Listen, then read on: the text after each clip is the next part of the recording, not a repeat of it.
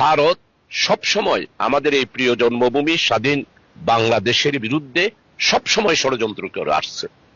এই গত 36শে জুলাইয়ের ইন্টেরিয়ম গভর্নমেন্টকে ব্যর্থ করার জন্য এখনো কোনো কাজ নাই যেটা তারা করছে না।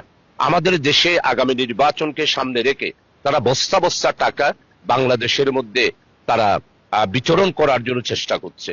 বিগত 18 বছরে বাংলাদেশে যে অস্ত্রের জনজনানি ছিল, এই অস্ত্র উদ্ধারের ব্যাপারে যেই বলিষ্ঠ ভূমিকা বর্তমান ইন্টেরিয়ম গভর্নমেন্ট রেখেছে, সেই ভূমিকার সাথে এই দেশের জনগণ তাদের সমর্থন রয়েছে, জনগণ তাদের পাশেই রয়েছে। আগামী নির্বাচনে লেভেল প্লেয়িং ফিল্ডের জন্যই আজকে সবচেয়ে বেশি বড় দরকার যে প্রশাসন জনগণেরই প্রশাসন হওয়া দরকার এবং জনগণের স্বার্থেই কাজ করা দরকার এবং আমাদের দেশকে রক্ষা করার জন্যই কাজ করা দরকার। জনগণের কথাই শোনা দরকার। আমি আমাদের বলতেই বলেছি সমস্ত জনগণ। এইখানে এই বক্তব্যকে যারা খণ্ডিত করে প্রচার করছে তারা মূলত ফ্যাসিস্টদেরকেই সহযোগিতা করছে, এখন ফ্যাসিস্টদেরকেই উস্কানি দিচ্ছে। আপনারা